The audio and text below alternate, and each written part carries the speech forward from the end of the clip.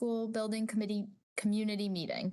My name is Melissa Massardo, and I'm the chair of the Burlington Elementary School Building Committee. Our town has been presented with the exciting opportunity to partner with the MSBA on a school building project. This is something we've waited many years for and will have a positive impact on our town. Tonight is a learning opportunity for all residents to better understand the impact and costs associated with this project. Partnering with the state is a very prescriptive process, and there are many options and stakeholders to consider. No decisions have been made regarding a final project design, and there will be continued opportunities for community involvement throughout the entire project. The goal, as always, is to make the best choice on behalf of the whole town. I'm hopeful that we have many new families joining us tonight, so I want to summarize where we are today. This may be repetitive for some of those of you who may have been following along for a while, but I want to level set for the entire community. In 2020, our district was accepted into the MSBA program on behalf of the Fox Hill Elementary School, and we entered Module 1 of a 9-module process. In May of 2021, the school committee signed an enrollment agreement with the state to explore building a 325-student school to replace Fox Hill, or a 640-student school that would replace both Fox Hill and Pine Glen. A school building committee was formed in June of 2021 using the MSBA template. In February of 2022, Burlington's town meeting generously voted to fund a feasibility study so that we could study these two options. Later in 2022, a subcommittee of that school building committee spent many months in Module 2 of the MSBA process forming the project team. This subcommittee, in conjunction with the MSBA, used an extensive RFP process to choose an owner's project management team as well as a designer team. Both firms are with us here tonight. Doran Whittier is our project management team, and I'm pleased to welcome Donna Danisco from Danisco Design to present more information on behalf of the school building project. Good evening, everyone. Making thumbs up, you can hear me, right? I'm good? Thank you. I'll check 20 times and still does, I end up not working. But just trying to keep this brief. We have with us tonight quite a large group here supporting this community meeting. We have the Doran Whittier team, and you'll be hearing from Mike Burton and Steve Brown, and as well Christina Delangelo, Mike Cox, I believe, as well as Aiden, who's not listed on the team, but he is a huge key player. With me this evening, I'm Donna Danisco. I have Vivian Lowe, who is the principal in charge for the project, and Neil Harrigan, who is our project manager. And you will see our faces over and over again as we continue to have these community meetings. We're really excited to be part of your team. We really see this as a collaborative process that we bring a certain level of expertise. Doran Whittier brings a certain level of expertise, but we're here ultimately to help you make the most educated and informed decision for the right solution for you, the town of Burlington. What you'll see here is actually a fourth member of our team, which is the contractor, and they will be joining us later in the process. But the collaboration is really important, and we believe it really is going to be the success of the overall project. You'll be hearing from us tonight, but what we want to do is try to make this brief so we can hear from you. We really want to seek your input. We want to make sure that the communication is accurate and that we maintain this outreach throughout the process, because we truly believe this will make an enriched design. As Melissa mentioned, just want to quickly go through the process. Melissa talked about modules 1 and 2. Here we are in module 3, and we are actually, fingers crossed, we will be submitting what is called the preliminary design program to the MSBA at the end of the week. And what that is really just summarizes what your educational program is, what your existing conditions are, and some rough order of magnitude costs so that you can evaluate conceptually what all the different options and a rough order of magnitude cost. We are not making any decisions. We're not removing any of the options as part of the preliminary design program. And starting in August in earnest, we will be looking at all of the options, and then hopefully starting to whittle down to the 2 or 3 that really meet the educational program for and all of the other considerations. So starting in August, we're going to continue what's called the preferred schematic report, or the balance of the study. We're going to evaluate all of the alternatives, look at all of the costs, and then towards the end of this year, we'll be looking to arrive at the most cost-effective and educationally appropriate solution that meets the town of Burlington's priorities. Once we submit that to MSBA, they review it, they approve it, which will be sometime in February of 24. But once we submit it, we will then start working on a schematic design. We will have the preferred solution at that point, and then we'll be able to start putting together a schematic design, which will have a final design program, more detailed cost estimates, and then preliminary plans and specifications. That will then go to the MSBA for their approval, another board approval, which will be sometime in August. And at that point in time, the town of Burlington will know what MSBA will participate financially as a form of reimbursement for the project, and then ultimately what the town of Burlington's responsibility will be for the cost of the project. And we are looking for a local project and funding approval in September of 2024. So we still have a ways away before we need the local vote. So I'm recognizing a lot of faces here with us this evening. So thank you for coming along again. I'm going to, as Melissa said, there will be other people, hopefully, if not dialed in tonight, they'll be watching us on TV, maybe they are, or be able to look at this at their leisure if they couldn't join us tonight. So please bear with us, as we really are just trying to bring as many people along as possible. So as part of the study, right, it's really important to understand what the site conditions are. So in front of you is the Fox Hill School site. It's approximately 38 acres, but it has many constraints on the site. Some are extremely beneficial. There's a vernal pool, and we have wetlands to the southeast of the site, which there are restrictions on how close we can go or build up to those areas. We have wetlands to the northeast, I guess, that are actually bound with the town of Wilmington. And then we even have wetlands as you enter into the site. So the area that we actually have to, that's usable, is about 18 acres.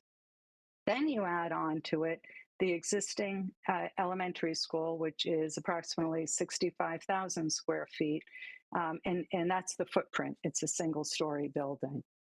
We know some other attributes is that there is relatively high groundwater on portions of the site, and we'll be getting into more site explorations in the future.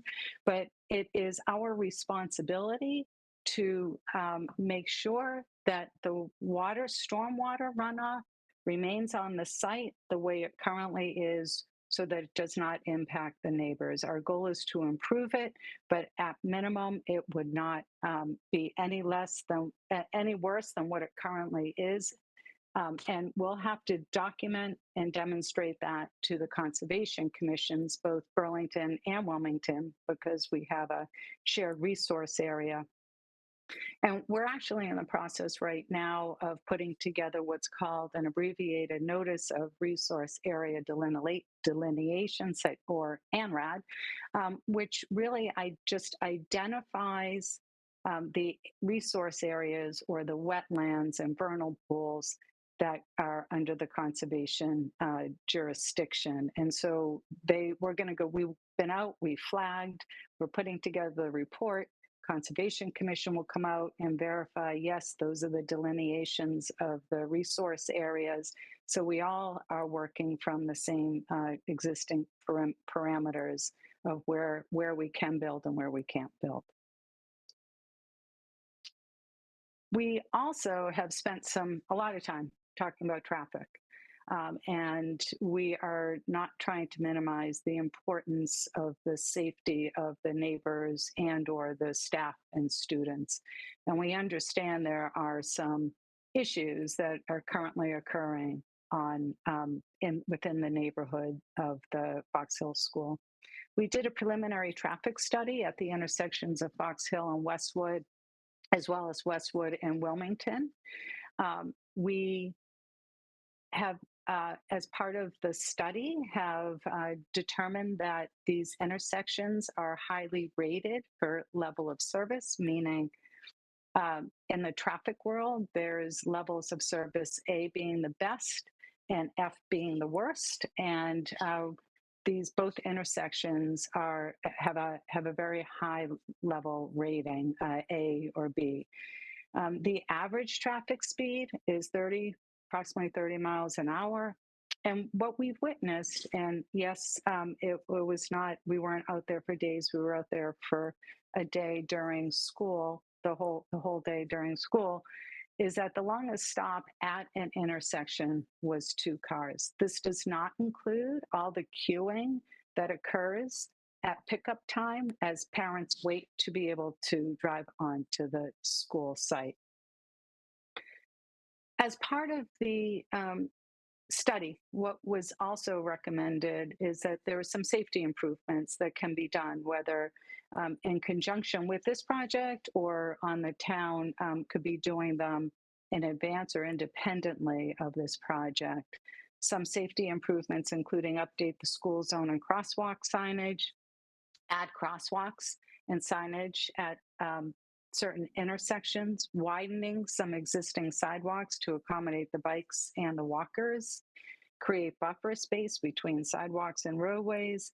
And then there's other kind of what they call calming measures to reduce the travel lanes or provide speed humps or tables so that cars will slow down as they go through the neighborhoods. So the town's also aware of the traffic issues that are occurring in the neighborhoods of the Fox Hill School. And there are already in place some town planned improvements. The DPW is planning on new signs and lines at the Fox Hill School. What's pending through Safe Routes to School is flashing lights at crosswalks.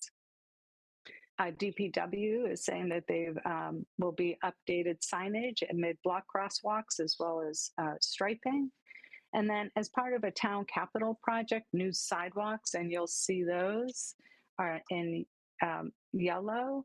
These sidewalks are new sidewalks are planning to be incorporated down the road with the town capital project. And then there's also be rehabbing some existing sidewalks. So we understand that there are issues at the what currently exist, and the town is working hard to mitigate those. And what we would suggest to you is as these occur, and if it is a daily or an ongoing occurrence, to please contact the town. We unfortunately cannot get involved in these issues that occur outside of the project parameters, which is the property line. When we start looking at the existing conditions of the Fox Hill School, Melissa mentioned that MSBA selected the town for the Fox Hill School this is probably one of 90 projects that was submitted on an annual basis, and they only select about 10 to 15 school projects. So MSBA even acknowledges that the current condition of the existing building, as well as the educational spaces inside, are not up to today's standards. The existing school was built in 1967, and for the most part, it remains completely original. All of the systems, your mechanical, your boilers, your electrical, plumbing, everything for the most part remains original and are well past its useful life. And our goal for sustainability and for energy, making sure that this building lasts for many, many years to come. You'll see here's just a couple of slides of some of the interior spaces. We I guess, affectionately call this school the Snowflake School, a snowflake design. You'll see that every single inch of the building has been turned into either educational spaces, whether it's small group instruction, specialized support for students, or even just offices for staff. You can see that they are undersized without natural light or appropriate ventilation. This is an image of the gym on the left. It is significantly undersized. It doesn't, as you can see, the light is poor, given these are the existing windows. And on the right, what you're looking at is actually one of the classrooms and those four kind of snowflake portions of the building. And what you're looking at in the background is actually a partition that opens and closes. So sound transmits through it. It's very inefficient as far as being able to teach a class while you can hear the class on the other side. It does not have great lighting. It does not have the right technology. And of course, the ventilation and the heating and cooling varies dramatically throughout the building.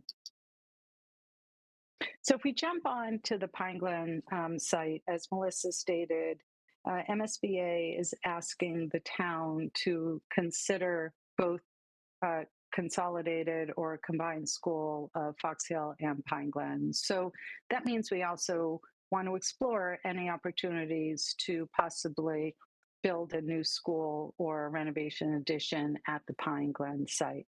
So as we start looking at the Pine Glen site, you'll see it's about 12 acres, which is actually smaller than the usable area over at Fox Hill. And this too has outcroppings, a lot of rock outcroppings, as well as some conservation land tucked in the corner here. So when you start looking at the usable area, it's about 10 acres. And then we have the existing building that's right in the middle of the site, which is a split level building. We also believe that there's high water table here with poorly draining soil. And if Pine Glen does become the preferred location, we will do more exploratory studies. Pine Glen was actually built earlier than Fox Hill, 1961, 62. And architecturally, we're a fan of it. It has some great features, but similar to Fox Hill, has outlived its useful life. Most of the systems are original, as well as the exterior envelope. And it is a split level. So it really has accessibility issues as well. Inside, you'll see that the gym is extremely undersized and has its challenges as far as safety with they put up pads the best they could to maintain safety in the gym. And what the image on the right is actually the library or media center, which does not have adequate light. It's not adequately sized, and the uh, heating and cooling are inadequate as well. So when we start looking at the options that we're required to study, the considerations that kept coming to mind is the elementary school equity, enrollment considerations, future flexibility, and then community support.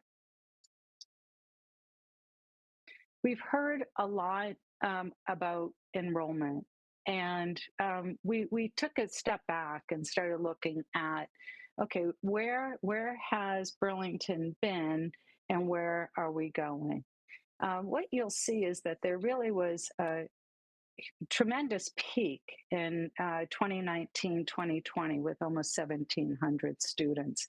It hasn't always been that high, and now, as you can see, it's starting to taper off.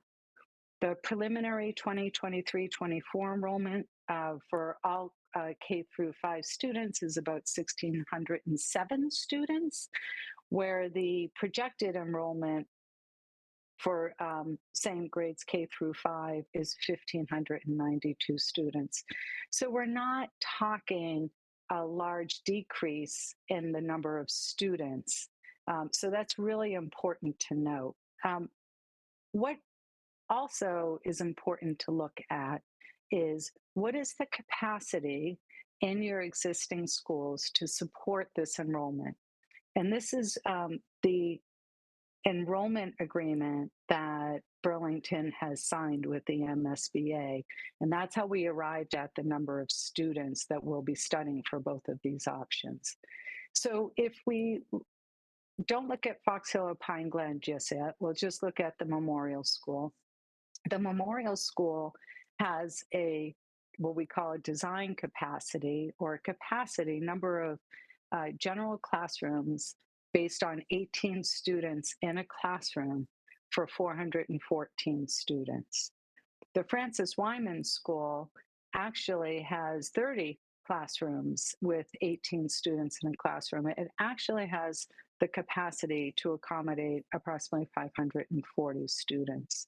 So when you take that number of students out of the entire enrollment, that's where MSBA and the town agreed to look at a Fox Hill only school for 325 students, and then a combined school for 640 students.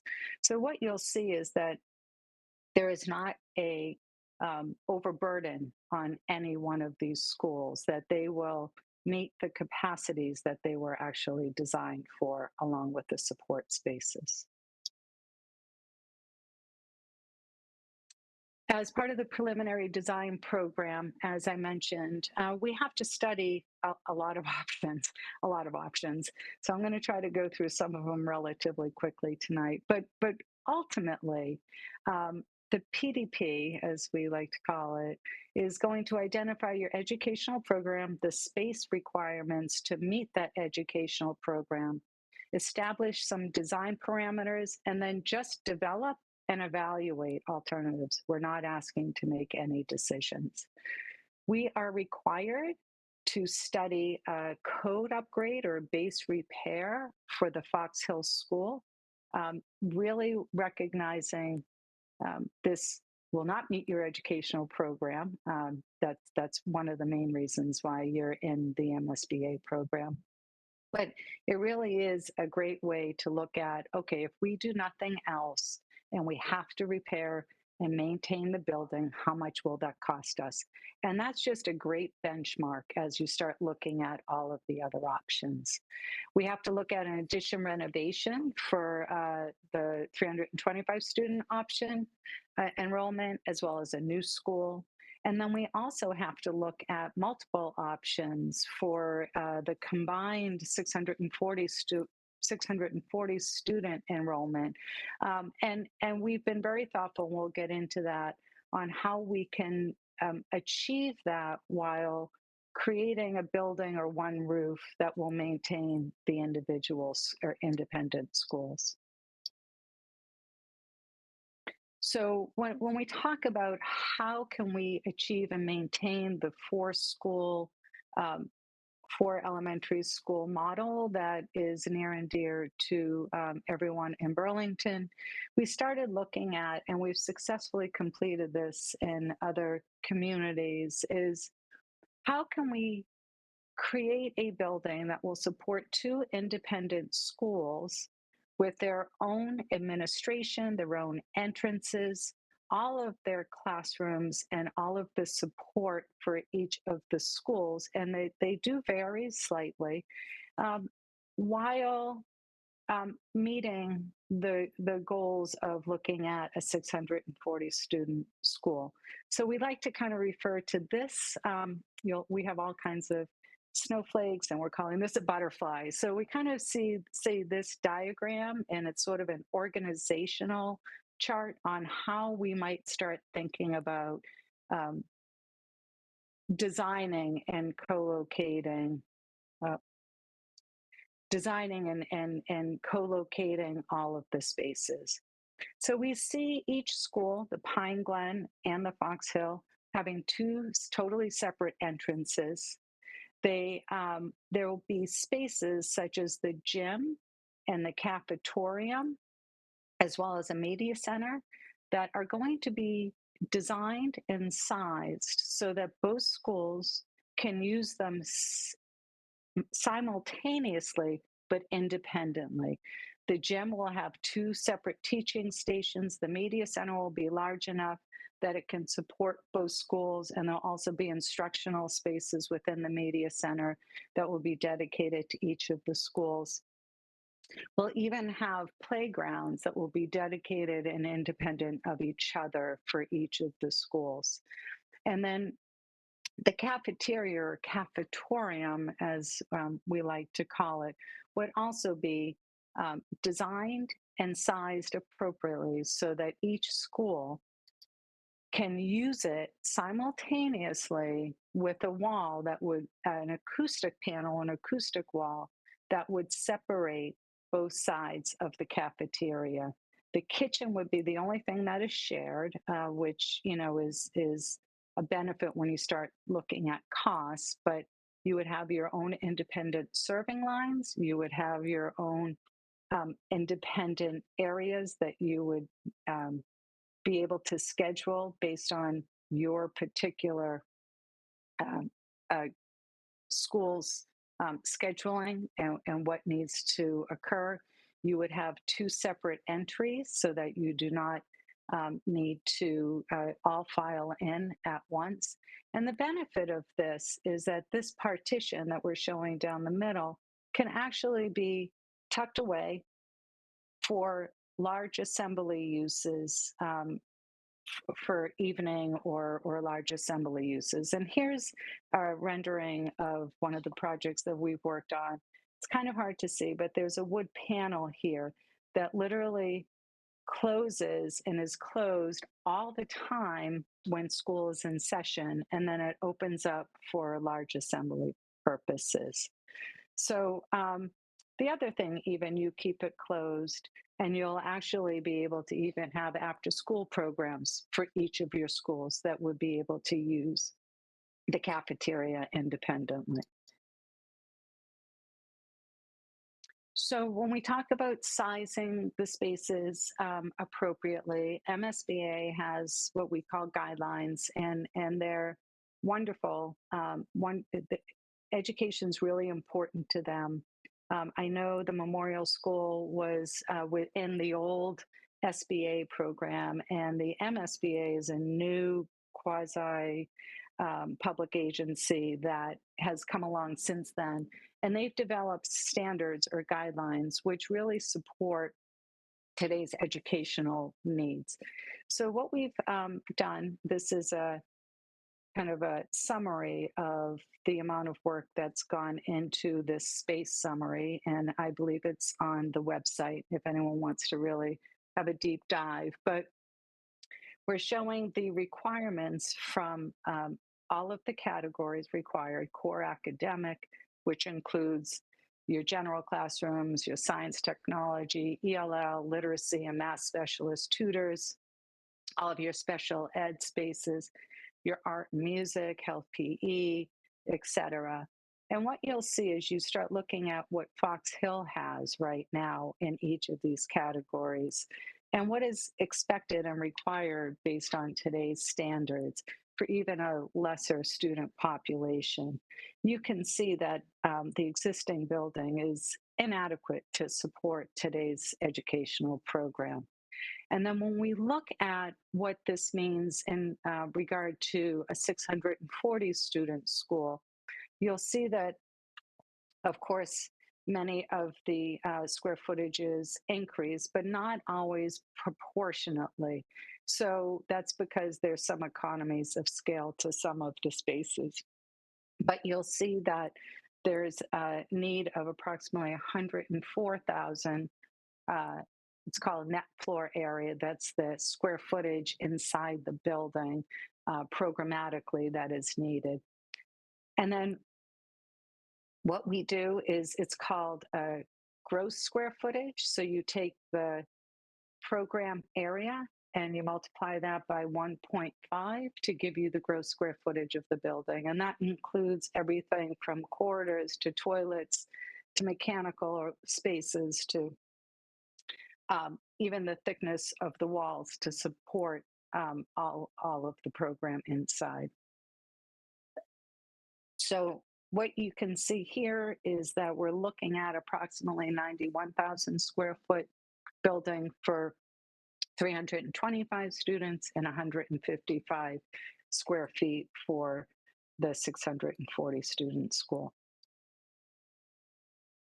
So I talked about all those options that we have to go through, and we're going to try to go through them relatively quickly. So if you have questions, absolutely, we can bring these up at the end. As I mentioned, MSBA is asking us to look at repair code upgrades only, what you need to do just to maintain your building. We have to look at it twice. Even though we know it doesn't work for 325, they're asking us to look at it for 640 students. But basically, this would be updating the building for repairs, to update the mechanical systems, and bringing the building up to code. Challenge here is that obviously it doesn't work educationally, but the building as designed really needs to be vacated for us to even do this work. So it doesn't meet the educational program.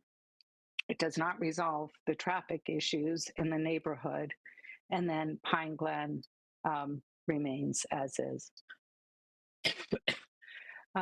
We also have to look at an addition renovation for both options for 325 and 640 students. So we have thought carefully actually about this option and have determined that we can reuse a portion of the existing building that may provide good use for the cafeteria that is directly near the play areas. And then what we would do is demolish. You can see the 3 ears, as I call them. We would have to demolish those portions of the building, construct a 3-story academic wing, and then the remaining support spaces. So the existing building would need to be vacated. So we would need to find alternative temporary space for the students while we do this work. And given where the existing building is, right in the middle of the site, again, this too creates problems with trying to improve any of the traffic issues that currently exist. We started looking at what a new school could be on the Fox Hill site. And the site is large enough that we can absolutely construct a new school for 325 students on the site while the existing school remains in operation. And that's really important when you start looking at things from a phasing and logistics perspective. But these are concepts, and we're pretty sure that any solution is not going to look like any of these.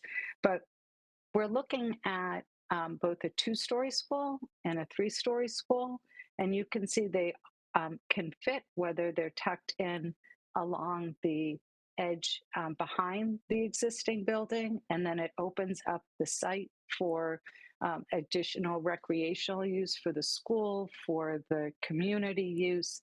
And we're able to actually create safe queuing on site. So it would alleviate the congestion, the queuing that occurs as people wait in line to get onto site in the afternoon.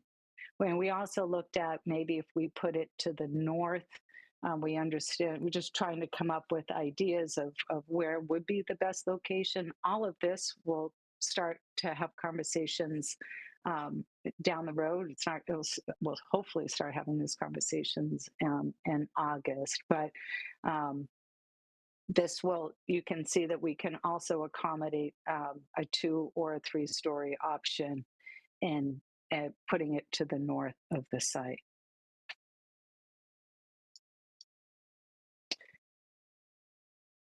So taking these out of sequence a little bit, we just looked at option 1 and 4, which was the repair of the existing building. And now what we need to do is look at option 5, which is a renovation addition for 640 students. You saw the challenges of a 325 student renovation addition. But we're also demonstrating that it is possible that we could design a 640 student addition renovation to the existing Fox Hill, very similar, maintaining a portion of the building, and then creating 2 3-story buildings per se, one for Fox Hill, one for Pine Glen. They would have independent entrances, independent playgrounds, a little bit of play area for the students. But again, given the existing location of the building, we think that we know that we would not be able to mitigate the traffic issues that are currently occurring in the neighborhoods, and this would add to it, right? We're adding students and staff to this configuration. The other thing, just really quickly, what I wanted to point out is that we want to be not only respectful of the Conservation Commission and the conservation land and the wonderful opportunities that that provides, but we also recognize the importance of being a good neighbor. You have our commitment that you will not be, we're not going to be cutting down trees that abut your property. You won't be looking into a parking lot. We understand how important that is. And I just also want to state that we are not looking at any other entrance onto the site. We will maintain the Westwood and the Fox Hill, but we're not looking to go beyond those 2 existing entrances onto the site. We also had to look at, or we also are looking at a 640 student new school option on Fox Hill. Similar to what we were showing for 325 students, we took the similar approach. We were looking at 640. But with this, the organization of the building is really important. Again, 2 schools kind of under one roof. This is a 3-story building. It's approximately 155,000 square feet. We can certainly look at the site impacts for a 2-story building, but for now, we're demonstrating that a 3-story building would work for 640 students. Each school would have its own independent entrance. Each school would have its own dedicated playgrounds. We believe that we're able to mitigate the traffic issues that currently exist, and that we can improve the traffic in the neighborhoods by simply relocating the location and interior circulation patterns on the site, all while the existing building remains occupied. We would tear down the existing building once that's complete and then finish up the site work. So as I mentioned, we're also looking at Pine Glen. So we have to look at a renovation addition at Pine Glen for 640 students. The building is, again, also right in the middle of the site.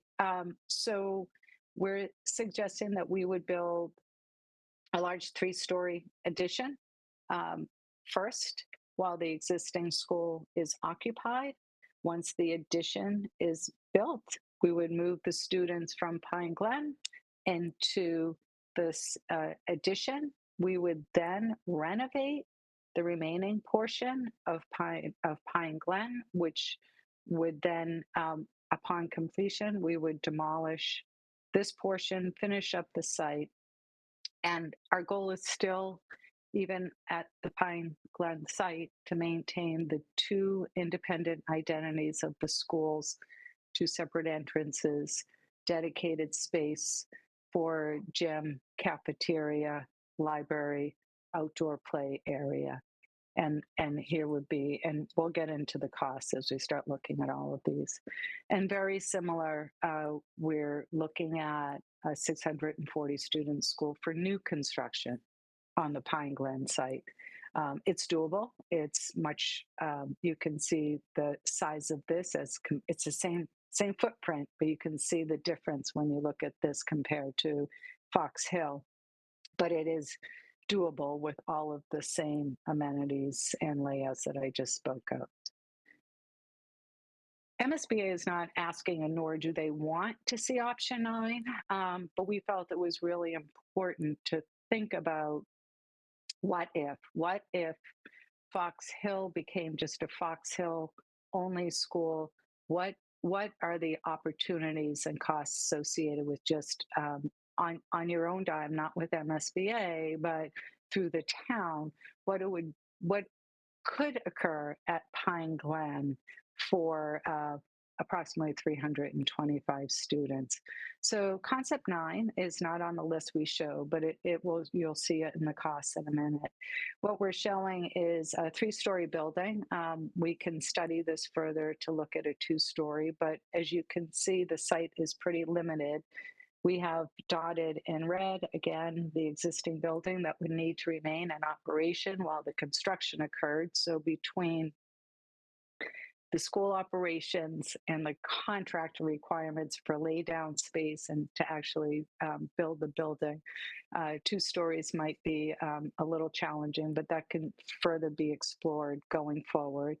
It definitely meets the educational program, and the cost would be solely borne by the town. But you can see what this might look like as you start looking towards a Pine Glen separate from Fox Hill. So I'm going to turn this over to, I think, Mike Burton. Yep. All right. Thanks, Donna. So Donna gets to show pretty pictures and we're stuck with a spreadsheet. So we had presented this about 2 weeks ago to the SBC. At the end of the PDP process, we essentially take all the information that Donna had walked you through and send that off to estimators and come back with some numbers. And we look to provide some rough order of magnitude costs so people can start to understand how each of these options can impact them. And so this is a rolled up version. The larger sheet doesn't present very well, so I thought I would kind of roll it up and focus on 3 particular options here tonight. We do have this document saved in its expanded version with all of the options listed on it, and that's on the website under official documents, total project budget form, should anybody like to have access to that. So the other thing to keep in mind, it's very important for people to know that these numbers will change. We have a long way to go in the design process. There's some very big picture decisions that need to be made. One of them, for example, is sustainability. These numbers do not include photovoltaic or geothermal or anything like that. And so should that be the desire of the town to go in that manner, these numbers would be adjusted. And there's many other factors that need to be zeroed in on. So again, these really are for comparative purposes. So a little bit about the spreadsheet. The blue section, which is all rolled up right now, this represents the total construction costs. This includes the building cost. It also has contingencies in there for design contingency, escalation, and also construction manager contingency, should we go CM at risk. The orange section, which is also collapsed, is the soft costs. These are the fees that the owner needs to incur in the course of a project. This is for your designer and OPM fees, technology and furniture for the students. Some of the options would require temporary modular classrooms, and there's some other miscellaneous items that we need to account for. And so that is the soft cost section within the, not sure what color it is on your screen, but dark orange, if you will. The light green is the sum of the blue and orange. That basically gets you to your total construction and soft cost. And then the way this sheet works is the MSBA has a very sort of complex total project budget spreadsheet. It's on their website. It's a little tricky to work with. So we sort of developed this to sort of use the math and the logic that the MSBA's spreadsheet does and simplify it and sort of boil it down so it's easy for folks to understand. In the tan section, you'll see what's the assumed reimbursement rate. This is where some people can get thrown off. The MSBA reimbursement for this particular project, when you add in all the different things, we're around 48%, but what's important is it's 48% of eligible items. We always caution folks that this is never the final or effective reimbursement at the end of the project, as there's several items that the MSBA deems ineligible. Two of the biggest caps that the MSBA has is they cap construction costs at $393 per square foot. And for site work, they cap the reimbursement at $39 per square foot of the eligible building square footage. So I know that's a lot of words, but basically what that means is the caps can add up to pretty significant dollars. And as you can see, if you look at 3D, there's about 55 million of the 102 million that are ineligible. So they add up quick. So then we're not done yet. We need to add in some contingency for the owner, which is shown as the construction contingency, which we're carrying 5% at the moment. And then there's the owner's contingency for soft cost. This is for consultants and whatnot. And so you need those contingencies in there. And that gets you to your total project cost. This is your all-in number. And then if you take what I consider the effective reimbursement rate, which is shown at the very bottom, MSBA is kicking in roughly 22% in the option 3D.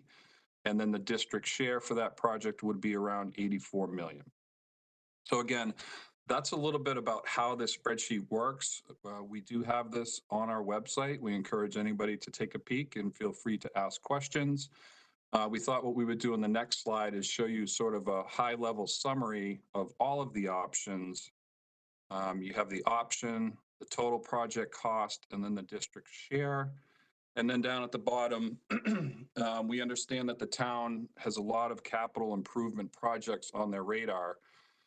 And so, you know, as part of this project, we are not working on the high school, but, you know, we understand that the town is looking at that. So we were asked to show that on here. Again, that is not part of this project, but we understand that there are some pretty important decisions that need to be made by the town. And so at the very bottom, basically, based off of some feedback that we received from some of the representation on the school building committee as part of Ways and Means, there was some taxpayer impact information provided at the last SBC, which we're showing at the bottom.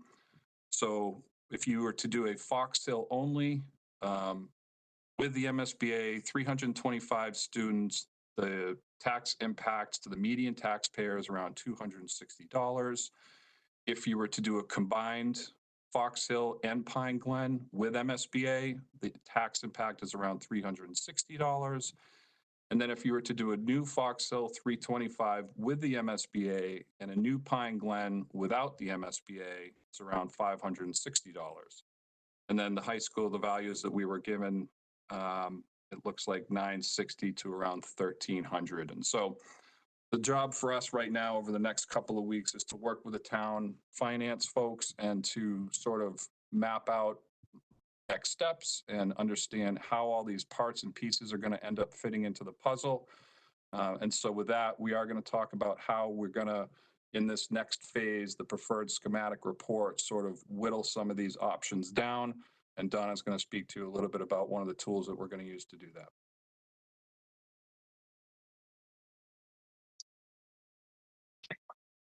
Thanks, Mike. So As you heard, some of the options probably don't meet the expectations educationally, or even as Mike just shared with some of the costs. But we're required to look at all of these options, and some might make more sense to continue to further evaluate and study over the fall, while others may make sense to not spend any more time on them. But nonetheless, we've created what's called a criteria matrix, which really helps us arrive at the top priorities for the community and which options will rise to the top.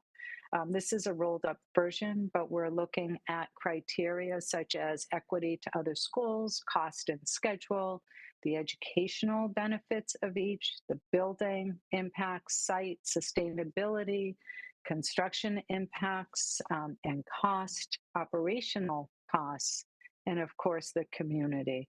And each one of these will get weighted either consumer report style, favorable, neutral, or unfavorable as it relates to each one of these criteria. And we'll be starting that conversation in August with the school building committee. And Steve? Yep, thank you. So Donna went mostly over the scope of the project, everything we've uncovered so far. Mike talked a little bit about budget and finances, and I'd just like to speak for a few minutes on schedule. Any project of this magnitude, especially going through the MSBA process, is a lengthy process. Everything that Donna just went through over the last several minutes captures everything that's pretty much more or less happened over the past 6 months, since February of the past year. And looking ahead at what potential solutions are, of course, there's still many permutations of construction and so forth, but that could easily go for another 6 years, just to give you just a perspective of the overall project schedule. So just wanted to acknowledge that it is a long process. We do hope to touch base with the community in a similar format and in person in the future to bring you all along. We realize that not everybody has the time available in their busy schedule to make every single one of the building committee meetings. So of course, all the documentation is on the website. And we do hope to check in with you periodically in a similar format to help bring you along. But the overall project schedule is not really intended to provide that much detail. It's really, as I mentioned, to look at things through a wider lens. And of course, everything beyond Module 5 funding the project, we haven't picked a preferred option just yet. So all those kind of carry a certain degree of error in them, because it's trying to capture every possible option available, which is a very does include many different options in different timeframes. So we just wanted to let you know, this is a version of the schedule that's posted on the website. Again, if you have questions, you can always go there for a deeper understanding and ask questions. Most of the presentation is obviously focused on Module 3 in the feasibility study. One thing I would like to just acknowledge is we do use a lot of acronyms. It's a bit of an alphabet soup. If you ever have any questions, please feel free to ask when it's appropriate. We do have some of those listed on the website as kind of navigate as you go to try to find what those are. But we realize that we use a lot of these acronyms, and we can stop and pause and help clarify. But forgive us, we've been in the MSBA process for so long, it's more second nature by now. But Module 3, the feasibility study, is broken up into 2 separate parts. And if you could go to the next slide, please. So in blue, the top 2 horizontal bars does capture that full range of the feasibility study. It's broken into 2 stages: the preliminary design program, PDP, and the preferred schematic report, PSR. So we sit here tonight on the 11th of July at the community meetings there on the second row, highlighted by the diamonds. So we're approaching the end of the first part of the feasibility phase of PDP, and we hope to submit that to the MSBA later this week. So the PDP is really about uncovering all the details all the existing conditions, develop an understanding of any key functional requirements, i.e. the educational program that we've been speaking a lot about, some of the visioning, things that the project needs to contain to be a success. We take all those functional requirements and our understanding of them and develop all those options, the 1 through 9 that Donna just went through. And it's not to pick a favorite. It's just really to really throw every possible option onto the proverbial wall, so to speak, and start to get an understanding of why one might be better, why one might be a little bit worse, pros and cons of each, financial, scope, schedule, really everything. And so the end of the PDP really concludes with our findings as a project team of our understanding of everything that's been uncovered so far. And we have said many times that we haven't come to any conclusions or made any decisions, and that's truly reflected in the PDP, in that it's everything we've uncovered so far without really any large conclusions so far. So as we move into the PSR, the preferred schematic report, the second phase of feasibility, it's really about drilling down all the options that we've developed so far, putting each one under a bit of a microscope to understand what they do well, what they might do poorly, or in relation to one another, really trying to understand and which options rise to the top. So that's over the next 6 months. So if you're trying to plot out building committee meetings and your involvement in key decisions, the next 6 months are going to be absolutely critical. Not any more critical than any other 6 months of the job, but this is really where we drill down to the many, to the few, to the one. And that's where the preferred schematic report ends. It's an identification of a single preferred option that we present to the MSBA as to why. Again, it's a little bit more continuing the existing condition study. We do plan to have a couple of community meetings along that process, and then presenting that single preferred option to the MSBA. The MSBA then has a board meeting, a board of directors meeting, in which they review the scope, the potential schedule and budget of the project. They have a rigorous process. There is quite a bit of time between when we submit in December and when we actually arrive at the board meeting later in February of 2024. And really, those couple of months is really to vet out anything that might be of concern or just to ask further questions. So when we arrive at the board meeting in February of 24, we have a very firm understanding of the MSBA's position in an agreement of supporting that preferred option. So one thing that's a little bit different about this schedule that might be from the one posted on the website are the green and the orange bars. Green is schematic design. That's roughly a 6-month process where it takes the vote of confidence from the community in the town of Burlington of a preferred option, the MSBA's partnership of that preferred option, and it's really drilling down and further defining and detailing that single preferred option.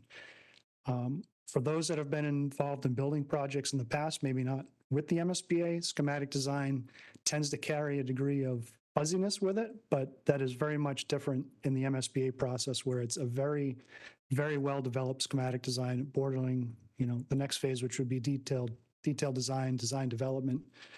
Because at the end of schematic design, again, we present to the board of directors at their meeting, and that's really developing the project schedule, the budget and the scope. So it's really down to the square footage, not quite to the penny on the budget, but it's really setting the stage for the remainder of the project, because up until that board of directors meeting, the project team has been funded for the feasibility study. And so beyond that, it's before we go into funding the project phase, it's arriving at an agreement with the MSBA on that kind of holy trinity of project management, the scope, the schedule, and the budget for what needs to happen later in the project. So the board of directors meeting for schematic design as of right now is scheduled for August of 2024.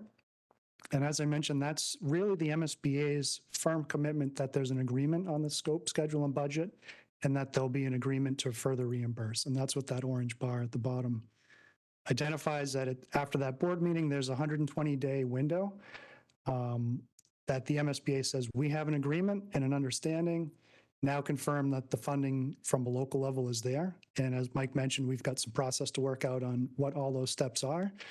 But that should happen the later half of 2024 and into 2025. So a little bit more of a glimpse, not just the next 6 months, but the next year and beyond, as kind of what's at stake and where the project and decisions lie moving forward. So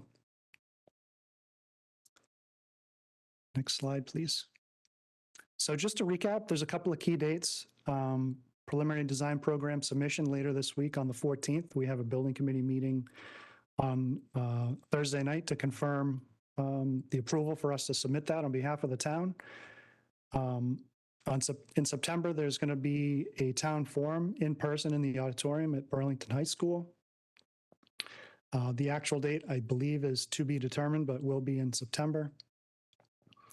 The preferred schematic report, July through December of 2023, that's the drilling down of the many down to one, so over the next 6 months. And that MSBA key board meeting to proceed into schematic design is for February 2024. And just rounding it out, schematic design, the 6 months from December of 2023 into June of 2024, really developing that single option. And the MSBA's vote of confidence at their board meeting in August of 2024 to proceed into the local funding part of the project. And we anticipate and are holding a town meeting vote in September on what I believe will be the regularly scheduled fall town meeting on September 23rd of 2024. We covered a lot. I know it's been said a few times, and certainly in the building committee meetings, that the website is there as a resource in between meetings. There is a segment of the meetings to listen to public comment. There's been a little bit of format change to try to be considerate of those that are attending the meeting, to have their voices heard. And we do want to get back to you with accurate and factual information. So far, the format has been to respond to some of those comments at the following meeting, and we're doing our best to get to all those comments. But because they are every 3 weeks or every month, we realize that there quite a bit of time can go by. If you have a particular comment, there is a contact us form on the project website. We will try our best, if you get those comments and questions in prior to a building committee meeting, if there's enough time, 48 hours or so, to actually address those in some fashion in the meeting, so you don't have to wait to the following building committee meeting. So please use that to contact us in between those meetings, if you prefer to get your, so that we can respond in certainly quicker fashion. And with that, there are a couple of frequently asked questions we've heard at building committee meetings, or just rumbling through email channels and the project website. So Donna, I'll turn it back to you just to kind of round out a few of those questions so far. Thanks. I thought you were gonna take it all the way. All right. Not quite. No, it's just fine. Not so I lucky. filled up my water. No, we're good. We're Yeah. good. So as Steve mentioned, we think we're capturing the frequently asked questions, or just questions that come up. We phone it, right? FAQs. But one of the first questions we just wanted to address was, how was the project team formed? I believe Melissa Massardo addressed that at the beginning, but just to be clear, MSBA has a procedure process. They have a process for everything, right? So the owner's project manager, the school building committee formed a selection committee for the OPM. It was authorized from the school building committee and MSBA. They went through the solicitation process, including proposals, shortlisted, meaning reducing the list or the proposals they received, and interviewed 3 firms. I think it was 3 firms. After that, they selected Doran Whittier as the most qualified firm and made the recommendation to MSBA, who then reviews and makes the recommendation to the owner to enter the contract. The designer selection follows a similar process, a little more prescriptive and a little more controlled by MSBA, but There's a designer selection panel comprised of 13 appointed members that are on the panel for every project. And 3 representatives of Burlington were invited to the table to deliberate and evaluate all of the designer proposals that were submitted. And a similar process, they reviewed all of the proposals, created a short list or narrowed down to 3 firms to interview. And then Danisco Design, we're very fortunate that we were selected to be part of your team. There's a wealth of information related to how MSBA works, and there's a link. I won't click on it now, but there's a link that will take you there if anyone has any further questions. A big question that keeps coming up is, well, what about our 4-school model? Meaning, the school committee and the town very much likes this 4 elementary school model.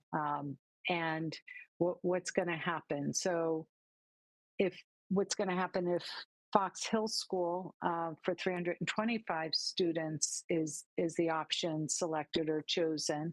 What's going to happen to Pine Glen? Well, Pine Glen would remain open and operate as it currently does as a K-5 elementary school.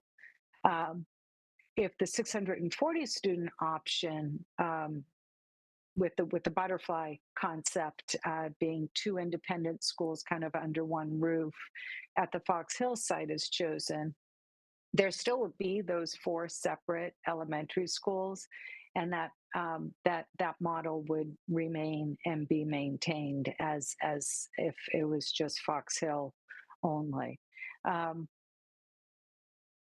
MSBA, just to clarify, MSBA said we're happy to have you in, very well deserved and needed, but we only pay for 1 school, right? So they won't pay for the town to do a Fox Hill only option on Fox Hill site and a Pine Glen school at the Pine Glen site.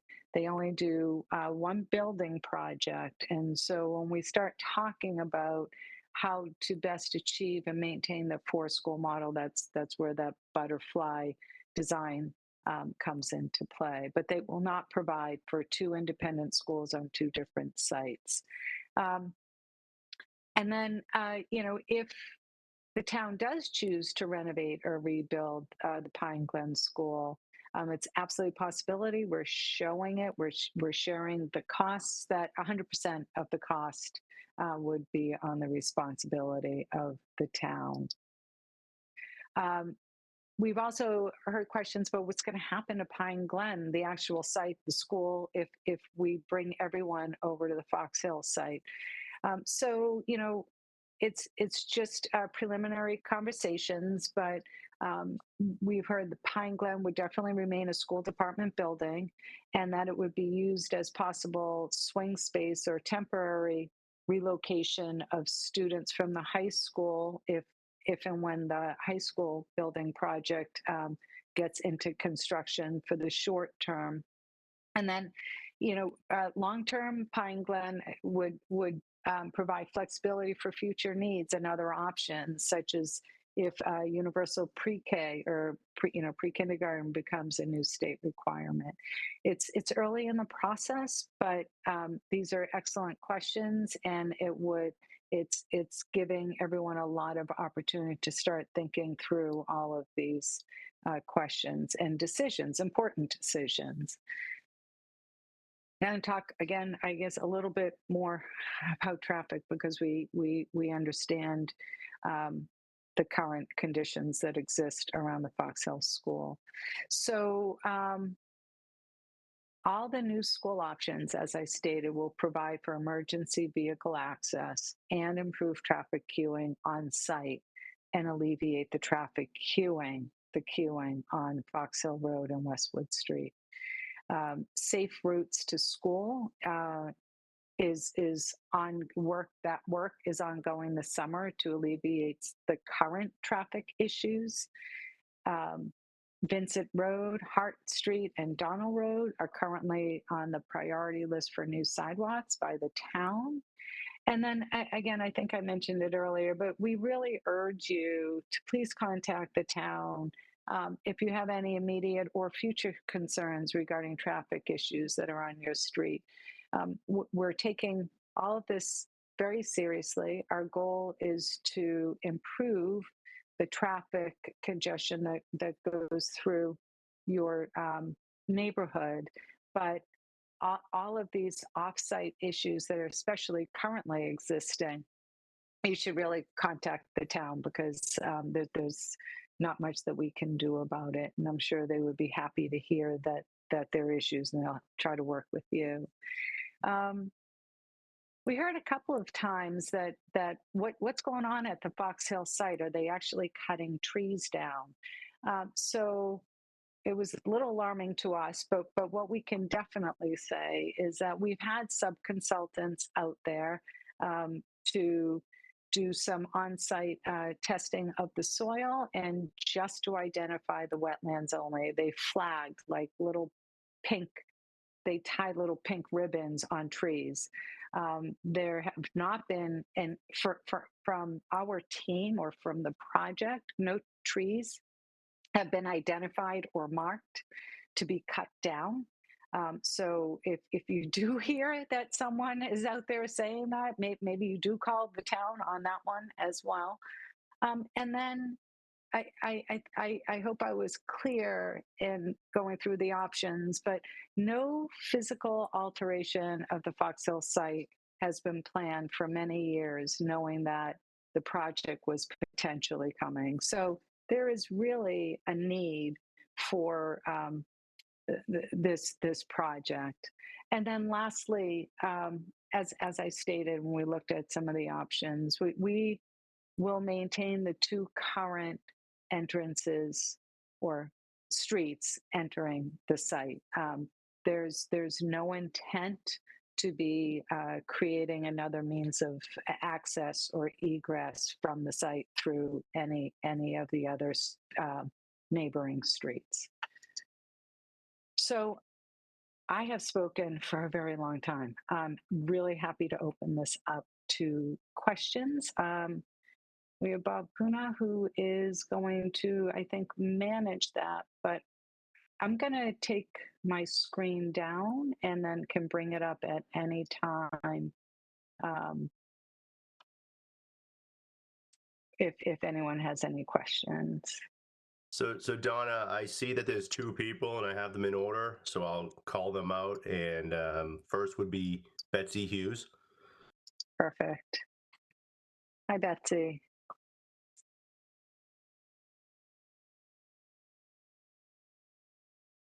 I'm not sure how you think I have a question. Bob, I didn't raise my hand. Oh, sorry. I see that your hand's raised, so we'll call the next person. Sorry about Thank that, you. Betsy. Nikki Cadillac. Hi, can you hear me? Yes. Yep. Hi, great, thank you. Just to introduce myself, my name is Nikki Cadillac. I'm an author, I'm an educator of nearly 2 decades with a master's degree in education administration, and I am the parent to 3 children, past, present, and future Fox Hill students. And I just want to address something that I keep kind of hearing at these meetings.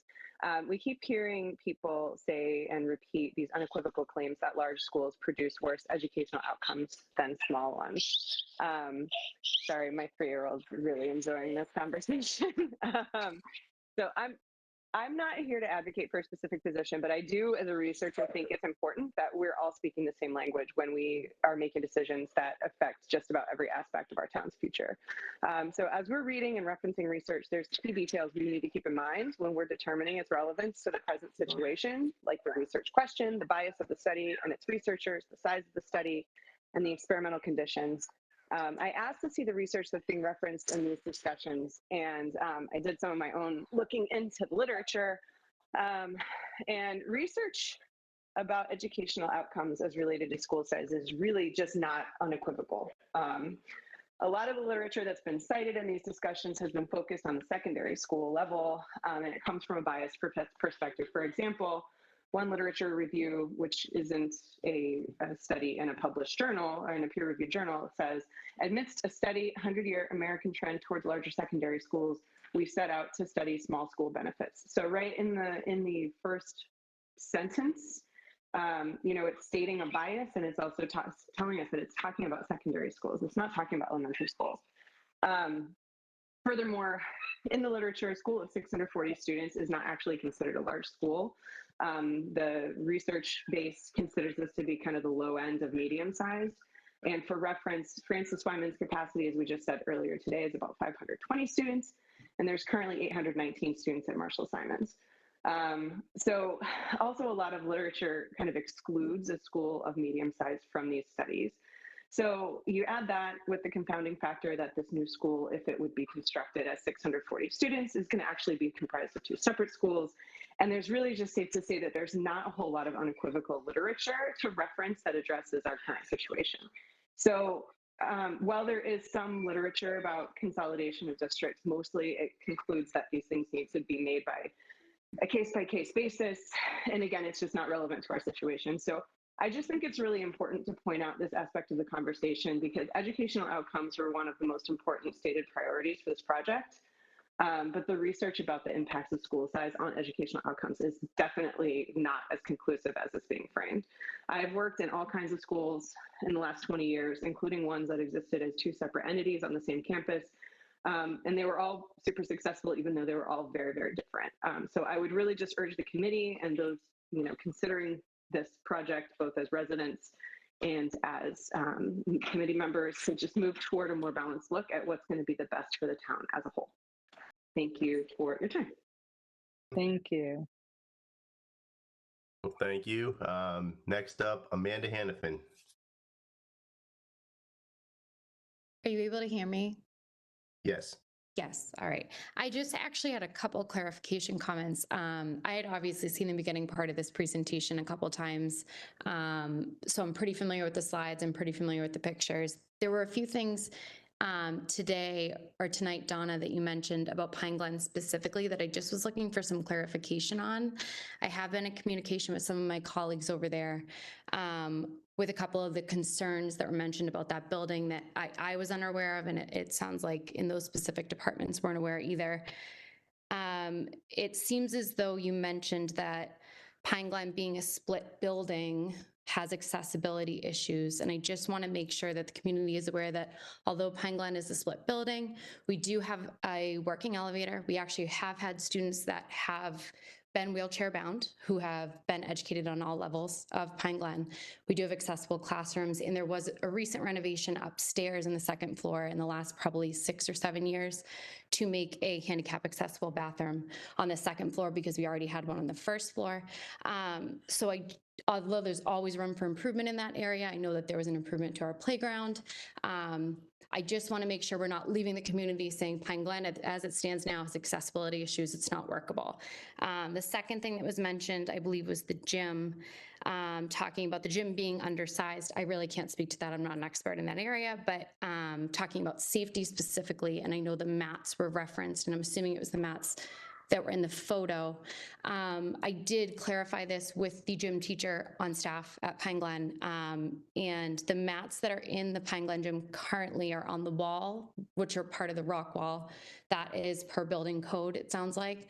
And there are other mats in the gym that are kind of laid out. That is just where she stores them. They're not there to add any more safety measures. The gym is safe as it is, and those mats don't impact Pine Glen students' gym experience. They are able to play plenty of games around those mats that are kind of in that photo, if you were to look back, stored against the wall there. So I guess I was looking for some clarification on maybe what was currently unsafe about the gym, just to eye open to me being a teacher there, but also my gym colleague as well.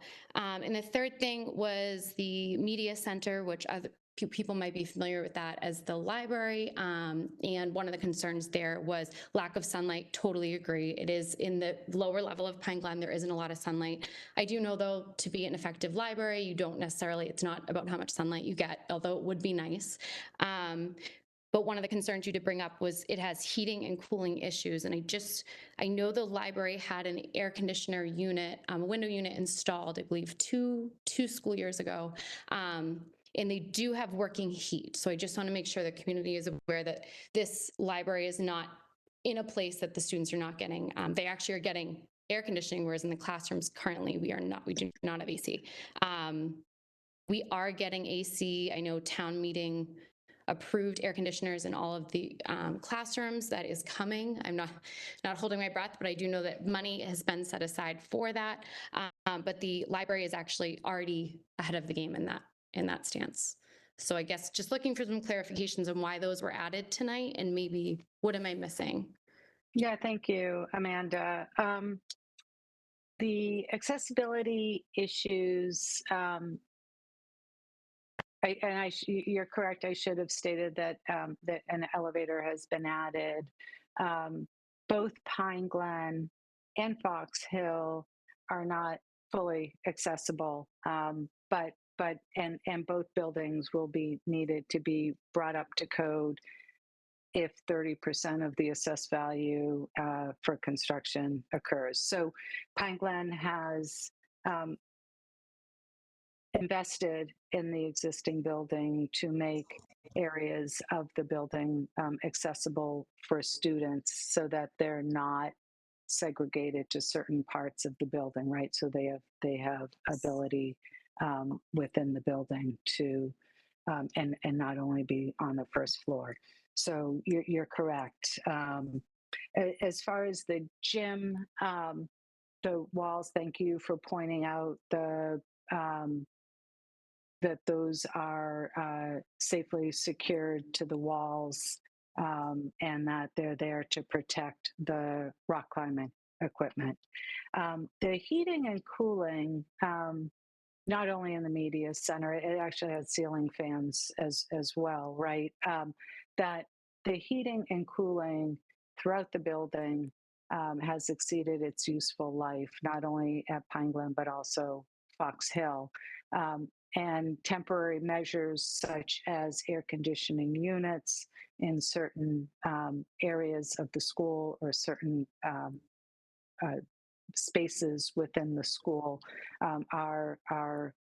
it's wonderful that the town is willing to do that. They're temporary, and it's still not a reliable heating system throughout the entire school. So you'll have some areas of the school that are warm, others that are cold. And these are the existing systems from 1961. So I just were pointing out, and the existing condition report, even including the code and everything, should be on the website. That will tell you from a engineering and architectural perspective all of the existing conditions at both Pine Glen and at Fox Hill. So Yes. I want to thank you. Yeah, and I fully understand it's obviously an old building, as you mentioned earlier. It's older than Fox Hill. I just want to be mindful that, especially in a community meeting, I feel as though when the Pine Glen pictures were shown, it was a lot of, well, these are kind of some negative things, but I love that you're pointing out right now that yes, these can be workable. These can possibly be renovated in the future if we choose to build Fox Hill and then choose to renovate Pine Glen further along down the road. A new heating system could be something that could be updated, but it definitely doesn't make the building unworkable or unsafe to students currently. I just want to make sure that we're clear on that. Thank you. And what I did not state, but it will be also reflected, I think, in the existing condition reports. Unlike Fox Hill, the Pine Glen classrooms are a good sized classrooms, right? And they're I say traditional setting, but they're not these octagonal pods or with movable partitions that occur at Fox Hill. So when we were looking at a renovation addition, sincerely, when we had to look at a 640 student school at Pine Glen, that was a far easier approach than trying to reconfigure all of Fox Hill.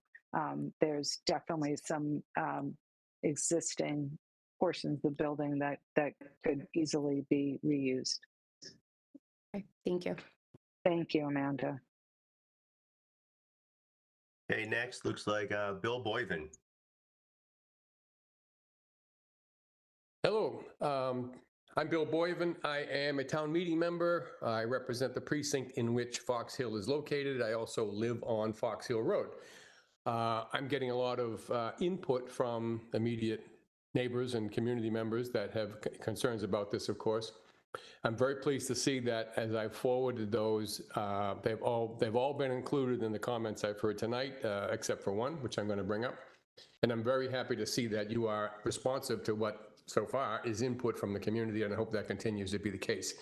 The one item that was expressed to me that I have not yet heard addressed, and it was a new one in the last week that I had heard, is that this Fox Hill area resident feels that the conservation area, while it is a wonderful benefit to have next to an elementary school, is also intended to be available for all members of the community. They feel that they told me that when they take their two dogs on a leash and try to get into the conservation area, they are challenged by school personnel for being on the grounds during school hours. And they feel that they should have the right to access the conservation area, not just outside of school hours. So I would like to see incorporated into the design, and this is the time to do it, some kind of a path that would be available for everybody to use at all times without the perception of, some stranger being on the school grounds. Just because of there aren't other really good accessible entrances to that conservation area. So they shouldn't be restricted to only using it on the weekends. And even when they tried to go at like 4 o'clock in the afternoon, they were told this is still school hours because of after school programs. So that was the issue I wanted to bring up, and hopefully that can be addressed in the design phase. Thank you. Thanks, Bill. We've actually have started looking at that and looking at ways to connect the paths, because right now I don't believe they fully connect. So we are looking at, as we start thinking about where the entrance or where the school building is, how we can enhance this. So thank you. Terrific. Thank you. Thanks, Bill. Up next looks like, I hope I'm saying this name correctly, Lors Stone.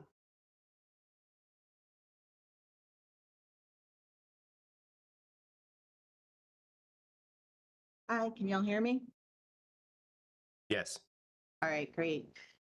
Thanks for letting me have a few minutes here. I wrote my things down so that I wouldn't take up too much time. I love the fact that the state of Massachusetts is offering to help improve our schools. What I'm concerned about is that the state's estimate on the population and the percentage of population that are going to be here in 3 years, 5 years, 10 years don't seem realistic to the rest of us who kind of look at it from a good old-fashioned, let's see, our population difference is 1.5% difference between 2020 to 2022, according to the U.S. Census. That doesn't really add up, that we're going to have that many left students. Right now, we've got about 19.1% of our population that's students. One of the main concerns is that Burlington is one of 175 towns in the U.S. that has access to public transportation, and we're going to have a lot of pressure to allow us to build additional units of housing, which is going to equal additional students. So I think it would be foolhardy to just put all our eggs in one basket and build the two schools on one location that wouldn't really allow for any expansion of students, never mind the current students that are involved. So that concerns me. And, we're talking 22 million or 39 million or however much the town is going to pitch in. Kind of feels like we're selling our souls to the devil in order to get a little bit of money, but that doesn't actually going to meet the needs of our town. So I guess I'd like to consider that if schools were going to get rebuilt or combined and rebuilt, that we do it in a way that would allow for expansion if need be in the future. For instance, if we rebuild Pine Glen right now on the smaller property. We could then in the future rebuild Fox Hill, bigger, better, however we want to do it without being confined to what the state tells us we can build. Just a thought on that. And right now we've got 150 or so student difference between what's going on at Fox Hill and what's going on at Pine Glen. So where are those 150 students going to go in 5 years? I don't think they're just going to disappear. So we haven't heard a plan for how we're going to accommodate redistricting to Francis Wyman and Memorial schools. So those are my thoughts. Thanks for listening. Thank you. Next up is Michael, no last name. Hello, this is Michael McCarthy. I hope you can hear me okay. We can. Okay. I'm sorry I didn't type in my last name, but I live on Westwood Street. My wife and I have lived here for 41 years. So our mid-40s sons attended Fox Hill School when it was still a relatively new school back in the early 80s, when it was only about 15 years old. So we know the school well. It was a great experience for them. My comments about it is that at one point during the presentation, the comment was made about the town's, I guess, desire to have 4 schools. And that's what we prefer as well. But I think it's maybe been a little bit misunderstood, misconstrued, that when we say that, we're talking about 4 schools at 4 sites. What you're talking about is 4 schools at 3 sites. And you can build a huge school up the street from us here and, give it 2 names, but, you're really not fooling anybody with that. Not that I'm saying that's your intent, but it's really just 1 school. And the reason that people have a desire to have 4 schools is that they're neighborhood schools that kids can mostly walk to.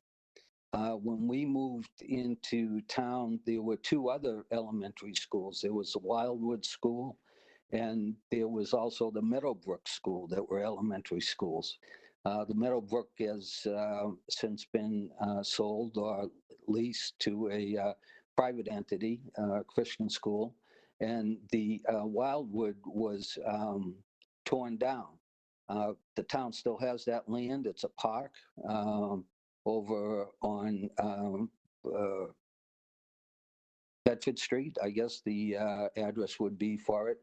So for anybody who's concerned about future expansion, that school could be rebuilt. But as far as having a large school, 3-story building at the Fox Hill site, it's not that desirable of an outcome for the local neighborhoods. And, just speaking as one person, and for a couple of different reasons. One, it doesn't have that neighborhood school feel to it. If it's a huge edifice that's being built up there, I saw at one point on the presentation that a 2-story building was also being considered. That would be much more desirable than a 3-story school. We don't have a 3-story school in the town, and neither do any of the surrounding towns, even looking at high schools. So, and this is the only school in the town, as one of my neighbors had mentioned in the previous meeting, that is smack dab in the middle of a residential neighborhood and not on a main street. The Francis Wyman School is, Marshall Simon School, Memorial School, Pine Glen's on 62. All of those schools are accessed via main roads in the town. The Fox Hill School is accessed by two roads that are residential roads. There's only residences on those roads. And when we moved in here, this was a quiet residential street. The street was at one point widened with sidewalks put in, and the sidewalks were great for the kids to walk in to make it safer. But you know, a larger school that combines both is going to give us more traffic. And it's not just school traffic that we get on Westwood Street.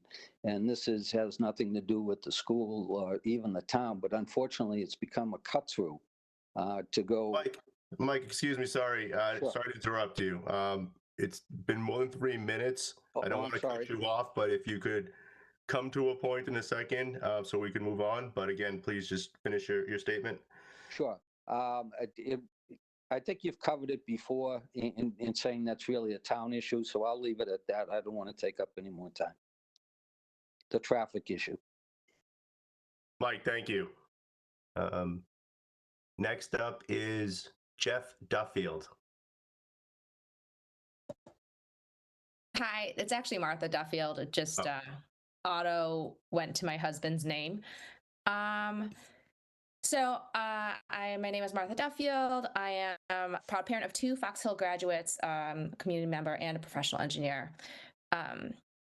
After hearing a lot of the concern around the support and the process for the OPM and design architect, I was originally going to talk about the thorough selection, but after that was just talked, I'll just simply emphasize the rigor that has gone into the selection process and making sure that, you know, we're trusting the experts.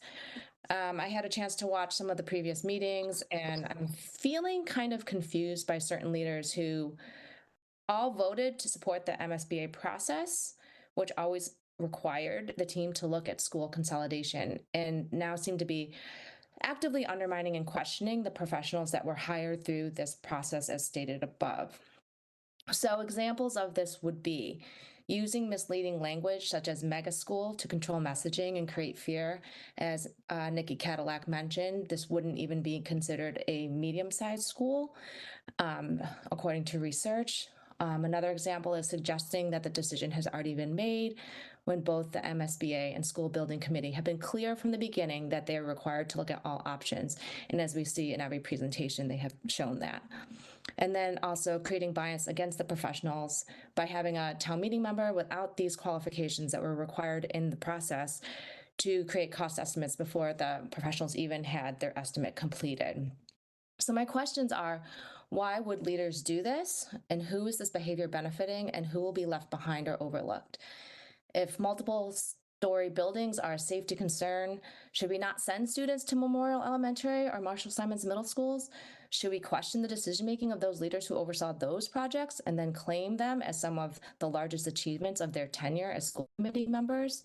If traffic is a concern, then why do we have a middle school that houses our entire town's 6th to 8th graders across the street from an elementary school? Does the traffic not matter for families who live on Peach Orchard or Winch Street? While the preferred choice is always to keep schools where they are, I'm very concerned about the tax implications for our elderly and low-income populations in town. Many who are already struggling with inflation and the increased taxes due to housing assessments. We cannot claim we care for these people simply when it's convenient. We need to consider communities at all times. And these decisions about Fox Hill and Pine Glen will directly impact them. So to all the decision makers, please keep the following in mind. We need to trust the experts. They have years of training and experience that our school committee members do not. Follow the MSBA process from people who have successfully obtained funding, not just those who have continuous failed attempts and political motivations. Consider the Fox Hill Pine Glen tax implications in conjunction with the future high school and police station projects for those families on limited to fixed incomes, not just with legacy power and large families. Demand accountability and action from those who are responsible for school capital planning and create a robust long-term building replacement plan. And finally, create outcome-based framework for all school initiatives to gauge whether various educational opportunities are worth the expense and investment. I feel that there's been a lot of discussion around what's better for students, and yet there's very little evidence that anything we are currently doing is being measured to understand the outcomes. So thank you for the time to speak. Martha, thank you for that. Next up is Margot Bunker. Hi, can you hear me? Yes. Okay. So I just wanted to get some clarification. This is actually probably more of a school committee question than the building committee or Donna. It has to do with redistricting. I know that I think there are people that are concerned about if we did just the Fox Hill school versus the combined school, that Fox Hill kids are going to be redistricted to Pine Glen or vice versa, or however that works. But I think it needs to be clarified that even if the two schools were built on the one site, there would still be redistricting of Fox Hill students to the Pine Glen side of the building, I would think. Sorry, I just hit that. Seeing as Fox Hill is already over the 325, and I believe that Pine Glen is under that number. So if someone could clarify that redistricting is going to happen no matter how the schools are built, or just get some clarity on that, I think that'd be great. Thank you, Margot. Let us just add that to the frequently asked questions, if that's okay. But there's attrition that also goes into that. But we'll make sure that school committee responds to that. Great, thank you. Thank you.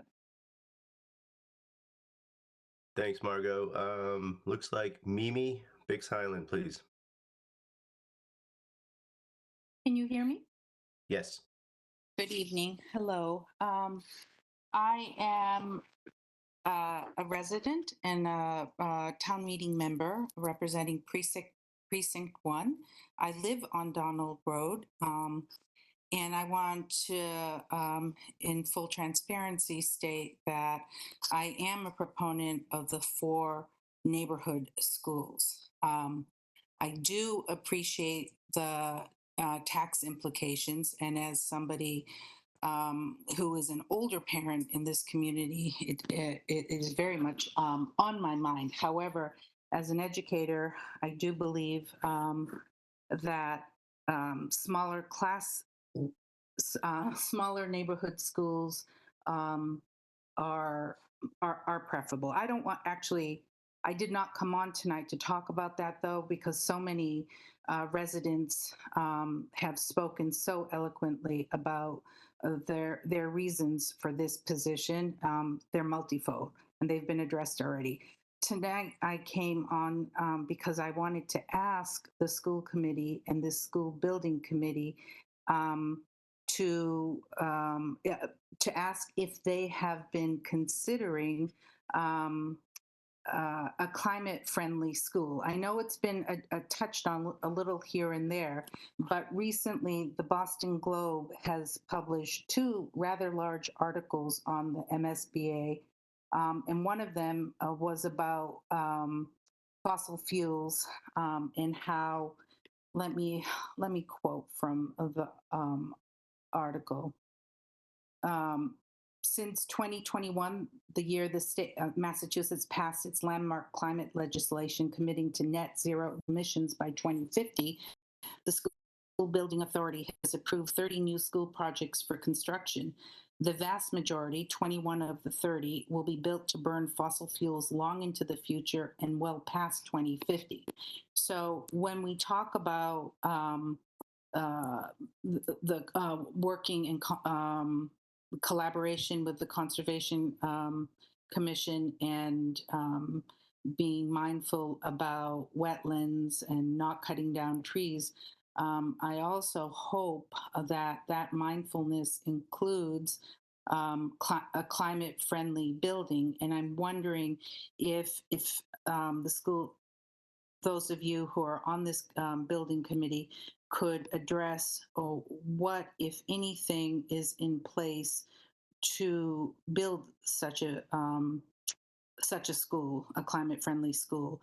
And I want to acknowledge again that this town, it has a number of huge capital building projects in its sites, and these all have tax ramifications. But this is a long term investment, and I hope that we will not be short-sighted and take this concern also into consideration. Thank you. Thank you, Mimi. To respond about the climate friendly building, and we all saw that article. We live and breathe this. So we have a sustainability subcommittee set up, and we're not just, but we're beginning to have these conversations on making this a net zero building, meaning no fossil, possibly no fossil fuel. How can we use renewables on site so that it generates the energy that is actually it's using, et cetera. So you have a lot of active enthusiasts about a climate-friendly building, including your team here. So we will ask and discuss all the right questions, and it will be vetted as far as affordability and other priorities. But there are many things that we can do to make this a climate-friendly or sustainable building without it even, costing additional money. So thank you for bringing that up. And once we get past the PDP, we will be getting into these very exciting conversations.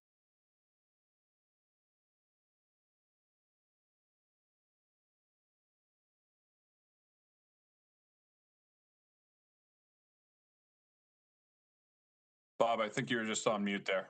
Yep, thanks. Next up is Deirdre Heisler.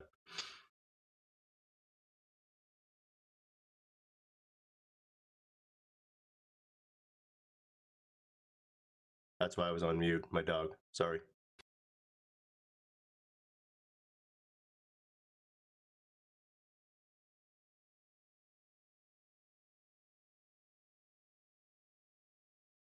Deirdre, we can't hear you. also on mute. Can you unmute?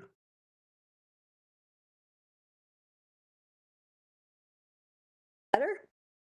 Yeah. Okay, great. So we've been discussing the new school options for a few months now, and the community input has been overwhelmingly against the butterfly school concept. Now that the preliminary costs have been disclosed, the idea of the oversized, combo school may seem enticing and compelling, since we could get two schools at once for a cost that is less than if we were to rebuild each separately. However, I urge us to not let the short-term cost implications overshadow the long-term impact that this decision will have on our town forever. Once the Pine Glen School is shut down as an elementary school, we will forever lose that option to use this school to accommodate the anticipated future growth of our elementary school system. Without thinking down the road 50 years, and I know our plan doesn't accommodate for that, we are doing ourselves a disservice to think that this short-term solution will meet our long-term needs. As I want to reference the fact that Donna's comment that the Pine Glen School will remain a school property. If that's the case, then we need to consider the additional cost for maintaining this school in our plan for this combined school model. And if we use Wildwood School, as someone else mentioned, as an example of our town history in terms of our ability to maintain an abandoned elementary school, it's not very likely that this option is very realistic. We're anticipating that the school enrollment of the 3 elementary schools will be at or over capacity as soon as we build the new school. So the question then becomes, where do we add additional capacity to a school site that has 648 students, which is, far too large for that site, in my opinion? Do we add more to Francis Wyman with 540 students, or do we add to our newest developed school for 414 students? So also, I just wanted to bring up that the look and feel of our neighborhoods, as others have mentioned, will be forever changed. Neighborhood streets will become major thoroughfares, walking paths and trees in some of the designs will become parking lots. It was mentioned by a school committee member that a smaller size school was more appropriate for the Pine Glen site. The same holds true for Fox Hill. As a school nestled at the back of a neighborhood, the intent was never to build a giant school in a location with limited access. It makes no sense. We've been told that the new design options address the traffic issues. What I've heard is that what will be addressed are the queuing issues. We're not really talking about the traffic, and I know we've been told to go to the town, but there is no way to mitigate the fact that we're doubling the number of students attending one location. So every side street, cut through street from Pine Glen to Fox Hill will be flooded with all of the additional students coming this way and staff members. So I think that the increased traffic, no matter how many sidewalks, flashing lights, queuing areas, nothing will mitigate that traffic, and it will forever be that way in our town. And I just want to address the tree issue, which I know has been brought up multiple times. We did follow up with all the town committees that we were recommended to follow up with, and they all pointed to the Fox Hill Building Project as the source of marking those trees behind the Vincent Road properties. So I know that it has been mentioned that they were not marked by this committee, but the town is denying the fact that any one of those committees has been part of any of the markings back there. So just want to close the loop on that one. Thank you. Thank you.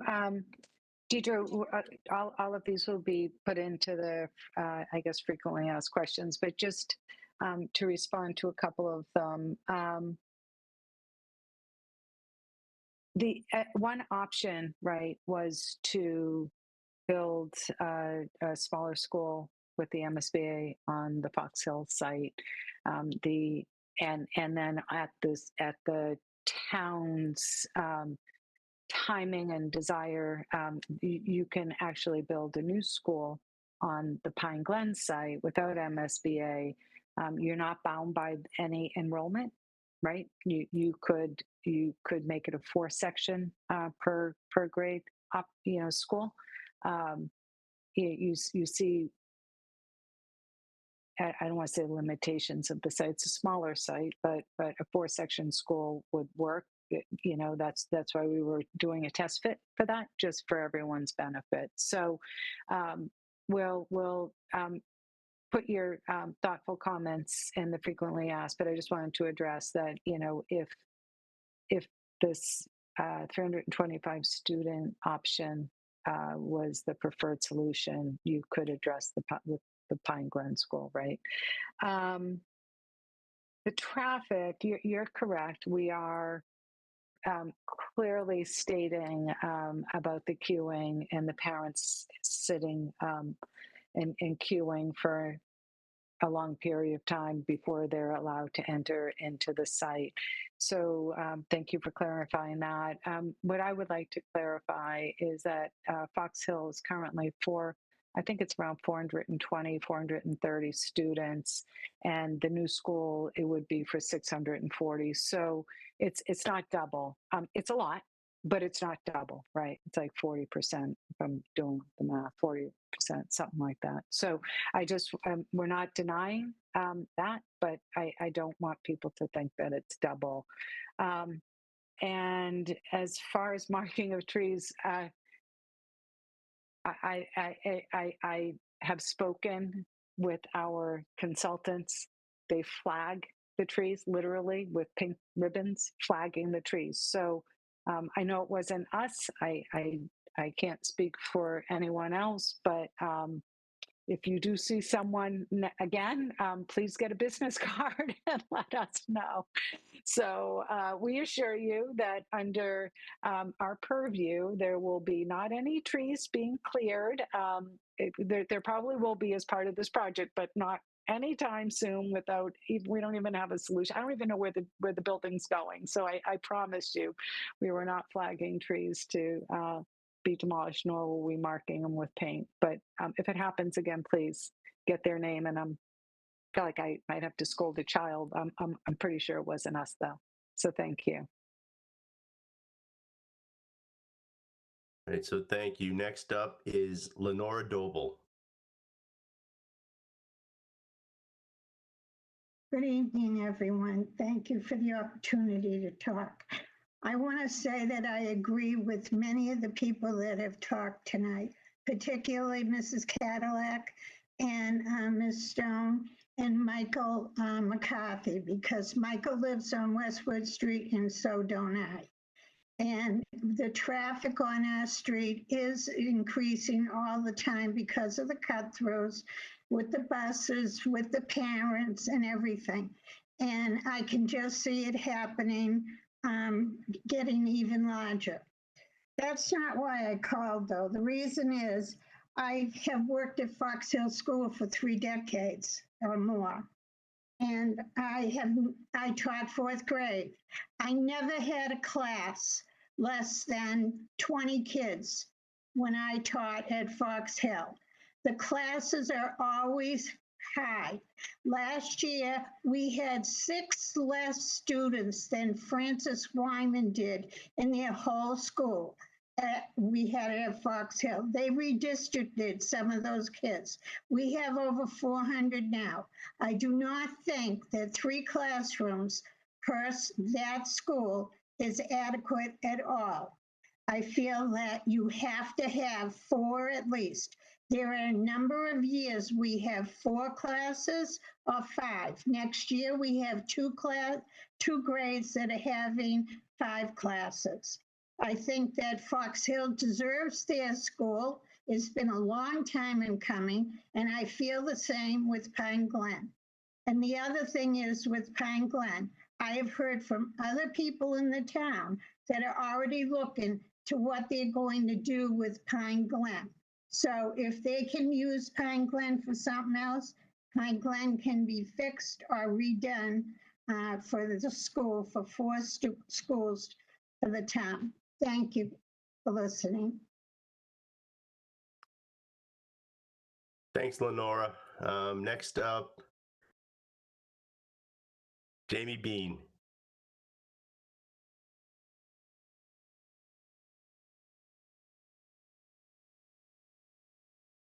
Jamie, if you're there, you're muted.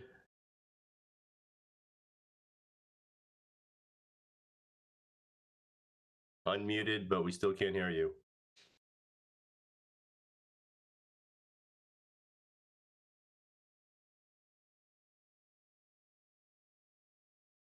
Jamie, I'm going to come back, okay?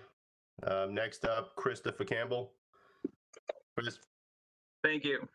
Small schools drive connectedness for staffs, families, students, and especially our special education population, emotionally, physically, and psychologically within the buildings.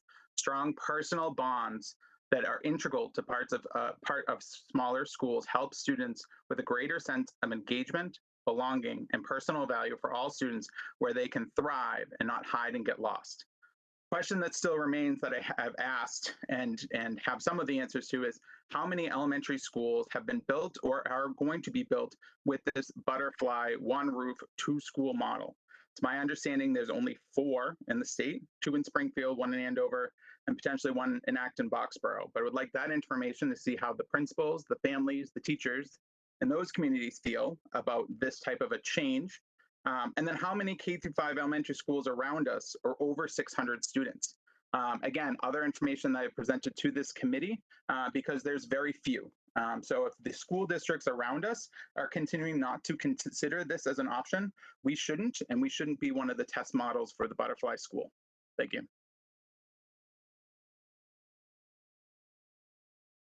Thank you, Chris. Let me see. Next up is, again, I'm going to try with the last name. I apologize. T. Kosanaki. Hi, can you hear me? We can. Okay, yeah, it's Kaczynski. No, I just first point out, I have a child that's in Fox Hill right now, and another one on the way next year. I live on a side street off of Fox Hill. Of the countless issues that I have with the combined school plan that I and pretty much all my neighbors have. One, I guess I'll just point out, because a lot of them have already been covered on a lot of these calls, is there are cars that already park on the side streets that drop off their children, and that was clearly not factored into the previous study. if we're going to be bringing in 300 plus kids from another school or a neighborhood that's further away, that's got to be considered in the traffic study, because if we're already having cars parked to drop off their children on my street, then if the other parents are going to desire to be driving their kids too, and we can't ignore the fact that that's going to happen at possibly 4 times what we're seeing if they're coming from the Pine Glen neighborhood. People are going to drop their kids in their cars. They're not going to do the buses. So, how is that going to be addressed? And will that be considered in future studies?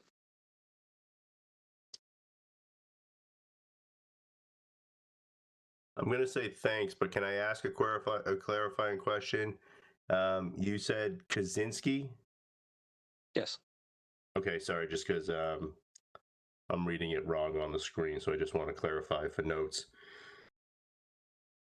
Thanks for pointing out my name. Yep. Yeah. Okay.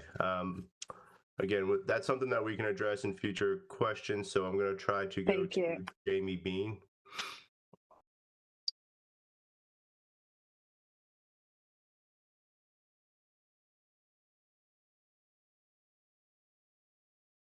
Jamie, if you're there, please unmute. If not, I'll try again after the next speaker. I'm going to give you 5 seconds. All right, let's try Jeff Searsma. Hopefully I'm saying that correctly. Yep, you are. Thanks for saying it. So I had a quick question, a clarifying question, I guess. On the timeline, what I saw earlier was I think we were going to do some sort of town meeting vote in September of 2024. I wasn't quite sure. Was it a town meeting, or it's also said a local vote? Who actually votes on that?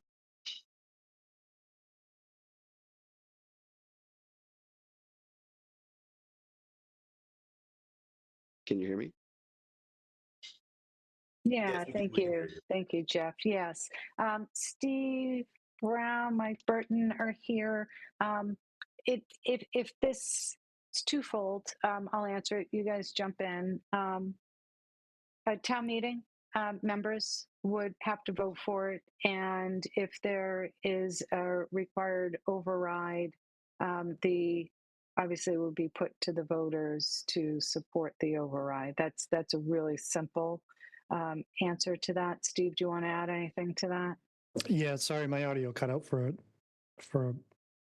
worst possible timing, but Mike Burton had mentioned the financial working group. So of course, now that we have estimates back, we're engaging key town stakeholders in that discussion. Now that we have numbers to actually discuss, my understanding of the local process is, as Donna mentioned, including town meeting and potential vote. We're really at the early phases and stages of determining what that process could be. In fact, there's a meeting this coming Monday to engage and have that discussion and begin that discussion. So I have to be careful in saying that we have some time to determine that, because it's going to be September 2023 in a hot minute, and right around the corner is planning for what will need to be the steps required to lay all that out the following fall. So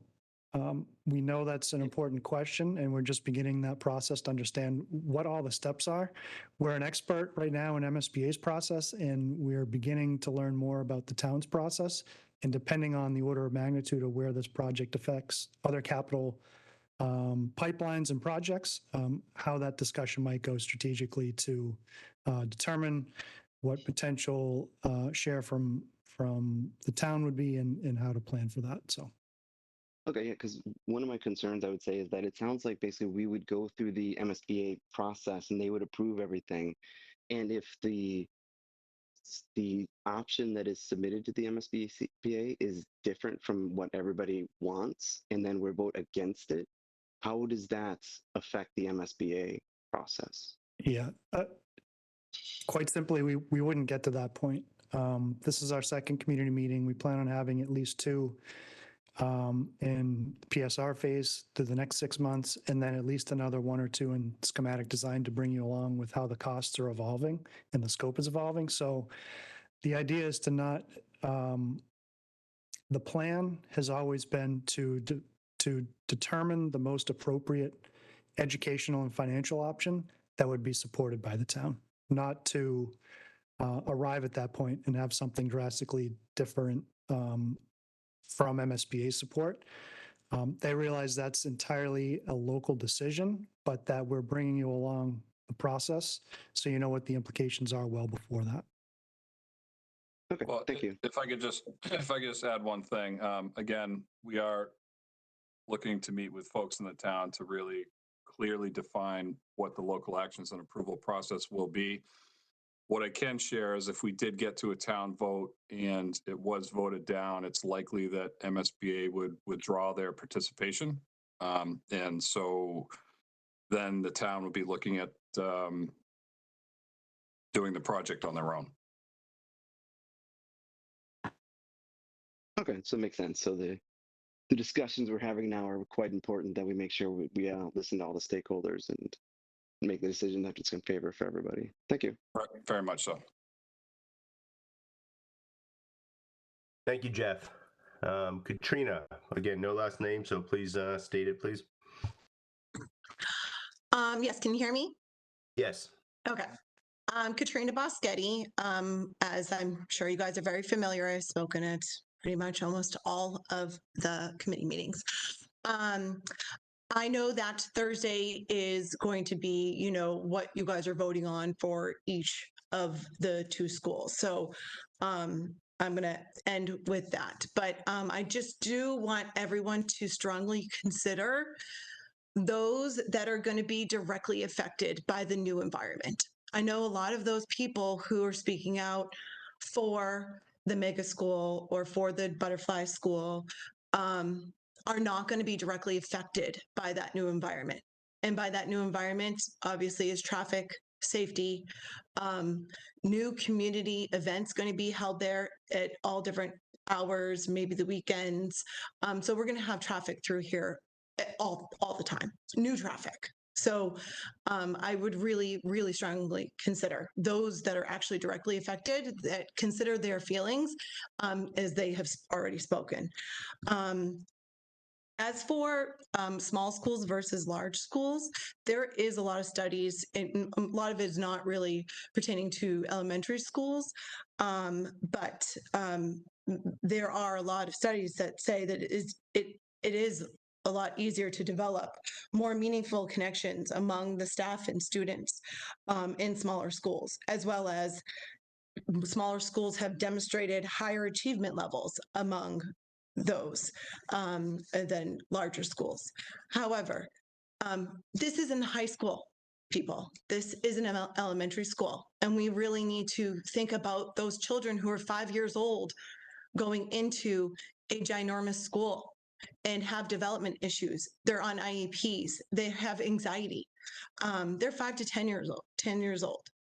But again, for Thursday's being, I'm actually going to stress and stress safety. My whole concern, and as I spoken about before, is safety of a 3-level school.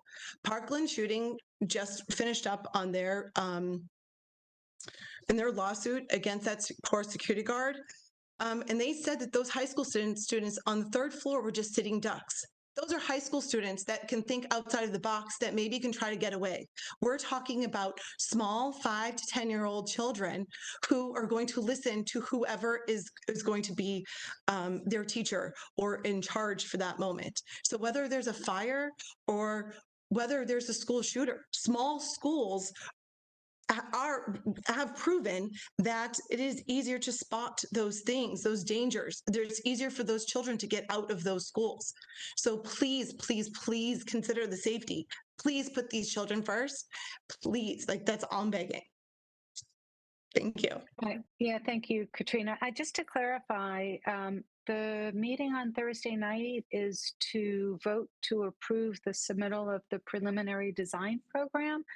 The preliminary design program clearly states that all options remain on the table and will be continued to be further studied. So I'm not sure if we weren't clear, but there are no options being taken off the table for Thursday's vote. It's literally just to submit the educational program and the existing conditions and rough order of magnitude cost. Oh, okay. I think I must have misunderstood because when you said the design programs for each school, I figured it was like for whether it was like a 2-story or 3-story, depending on what those designs were. Yeah. Okay. Yeah, sorry. No, just that for all of the 8 options that we have to study, that's what we're submitting. Yeah. Got it. Thank you, Donna. I was Thank going to you. provide that same clarification that at the same time, when we're not removing any, we're just keeping them on the table right now. Katrina, thank you. Next up, we're going to try again. Jamie Bean. Can you hear me now? We can hear you. I apologize for my technology issues. My name is Jamie Bean, and I am a Fox Hill resident. I have 3 children, 2 of which have already graduated from Fox Hill, and I have 1 current student. Professionally, I am an accounting and finance professional, and so I had a question about one of the slides that was brought up concerning the finances. If I recall correctly, there were 3 different buckets of the impact on the taxpayer. There was one for Pine Glen only, one for Fox Hill only, and then one for the combined. My first question is that per year? Is that the additional money that an individual taxpayer would have to pay per year if we were to build those schools? So, Jamie, that was your full question, right? Just yes. Right. Okay, thank you.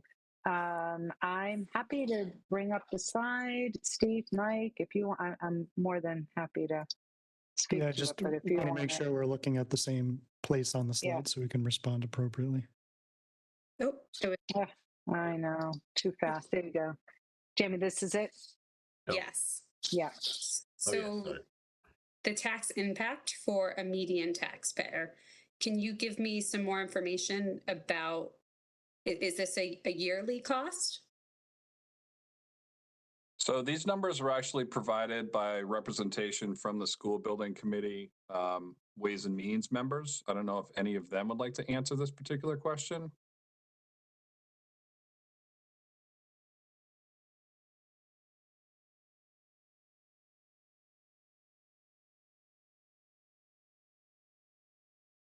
So we would have to get back to you with a proper response.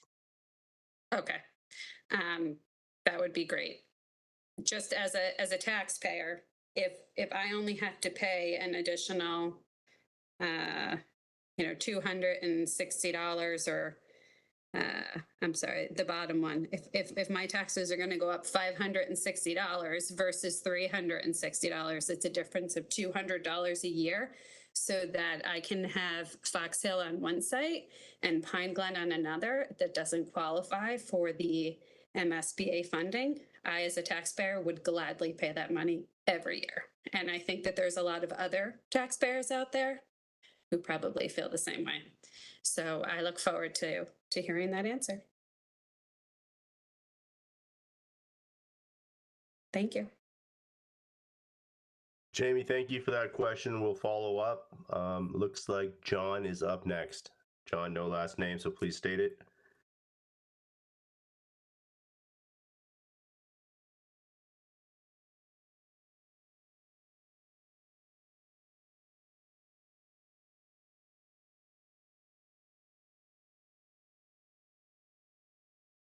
John, I'm not sure if you're trying to talk or if you raised your hand. Looks like inadvertently, so I apologize. So it looks like no hands are raised right now. Hello? All right, now we hear John. I don't know, maybe I meant to put my hand up. I did it, but while I'm on here, I want to just echo what the woman just before us said. If we're talking $200 and we can build 2 different schools, and if it's $200 a household or I presume that's what a taxpayer means, is people who are issued a bill. I'm going to suggest that I don't know what we're arguing about, what we're about the state for. We should be slaves to the state. We should be worried about our community. Elementary schools were always meant to be smaller schools in neighborhoods where kids can walk and hold their mother's hand on the way to school. This particular school we're talking about, we want to build a school. I don't understand the 640 to start with. If there's 460 students currently at Fox Hill and there's over 300 at Pine Glen, that doesn't add up to 600. So I think we're looking at more than like 700 kids going to that school. This school was meant to be a small school based on where it was placed. You can only get to it from one spot. It's not surrounded like schools that have 800 children. They're all in main roads. They're the middle schools, the high schools. This is an elementary school for little kids. All the surrounding schools, I don't think you can tell me one particular elementary school that has 700 kids in it. I'd like you to name one. I was just thinking in my head all the schools in Woburn, in Reading, Arlington, Belmont, Winchester. Winchester has 5 elementary schools with less than 400 in each school. That's what elementary schools were meant for. Not only that, but the residents, I live up on off of Westwood, and the traffic up here for a little small area of the town, a residential area, is starting to get ridiculous. You know, the elementary schools should be spread out through the community. And that's my feeling. And you know what? That's the feeling of a lot of the residents in this area. We don't want that school. And if people don't like us calling it a mega school, well, I'm sorry. That's what it is. It's a big elementary school, and we really don't want it. I'm sorry. That's how I feel. Thank you. Thank you. John, do you mind just stating your name just so we can put it in the Yes. minutes? Sure. I'm John Volpe, and I live on Michael Drive. Thank you. Okay, you're welcome. Appreciate that. Okay, that's fine.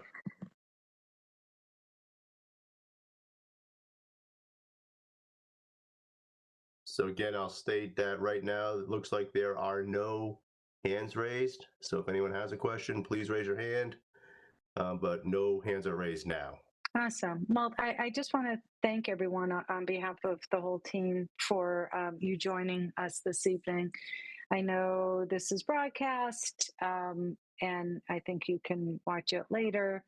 We will now add to our frequently asked questions based on some of the questions that we had tonight.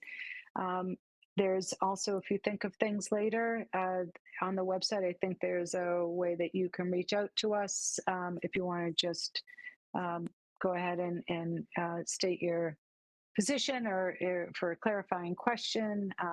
We really appreciate everyone's interest in this and hearing your positions. As Steve said, our goal is not to come up with a solution that is not supported by the town. So that's why we're going to be doing this, and frequently and often. So we're good, Bob. I'll no more hands. Yes, Donna, I have not to see another hand raised since you spoke. So. All right. So I again, thank you, everyone. Please stay in touch and connected with us as we start really whittling down the options and really focusing on the few that really are going to rise to the top. And then we'll have another community meeting in person. I guess it's called the Burlington Town Hall meeting in person when we're all back to school in the fall. So thank you very much, everyone. Have a great evening. Thank you.